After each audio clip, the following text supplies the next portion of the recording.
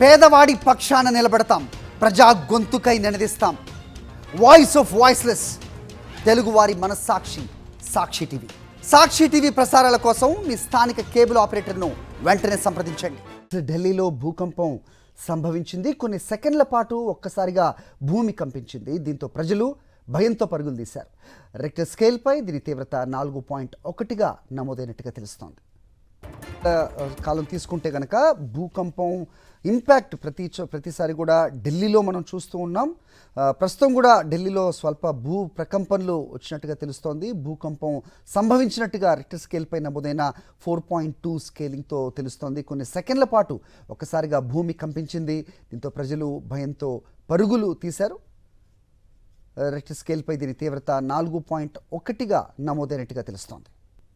Right, ఇదే అంశంపై updates మా కరెస్పాండెంట్ వెంకటేష్ అడిగి తెలుసుకుందాం. వెంకటేష్, రెక్టర్ స్కేల్పై 4.1 అంటే తీవ్రత మోడరేట్ అనుకోవచ్చు, బట్ స్టిల్ దట్ ఇంపాక్ట్ ఖచ్చితంగా ఉండే ఉంటుంది. సో ఏం చెప్తున్నారు అధికారులు? సో జనం భయంతో పరుగులు తీశారని తెలుస్తోంది.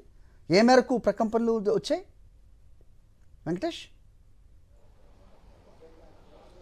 దేశ రాజధాని ఢిల్లీలో భూకంపం సంభవించింది. కొద్దిసేపటి కిందటే దాదాపు ఒక 5-6 సెకండ్ల పాటు ఈ భూమి కంపించింది. రిక్టర్ స్కేల్ పైన దీని తీవ్రత 4.1గా నమోదైంది.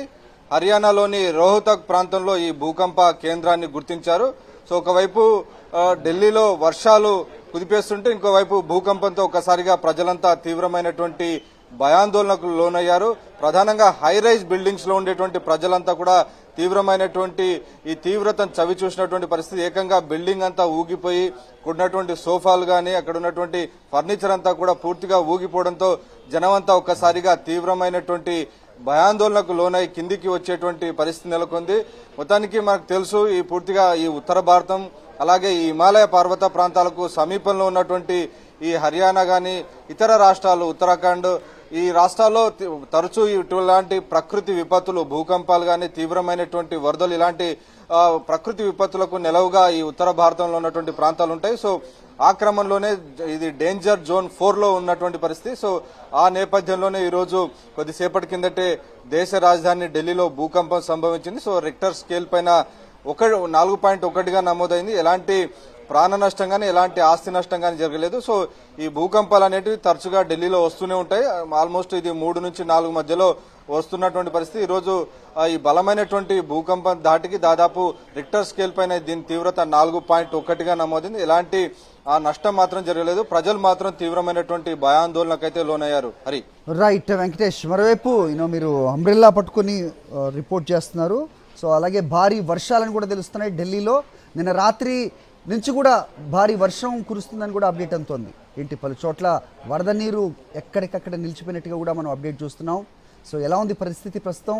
సో వాహనాల రాకపోకల గురించి అయితే ఇక చెప్పక్కర్లేదు. ఏంటి మీ దగ్గర ఇన్పుట్స్? హరి, దేశ రాజధాని ఢిల్లీలో భూకంపాలే కాదు, ఇప్పుడు వానలు కూడా ముంచెత్తుతున్నాయి. నిన్న రాత్రి నుంచి ఏకధాటిగా వర్షం కురుస్తుంది. దాదాపు ఇది ఈరోజు పూర్తిగా వర్షాలు ఉండేటువంటి అవకాశం కనబడుతుంది. ఈ మేరకు భారత వాతావరణ శాఖ కూడా ఒక బులెటిన్ రిలీజ్ చేసింది. నాయకు ఒకసారి చూపించండి.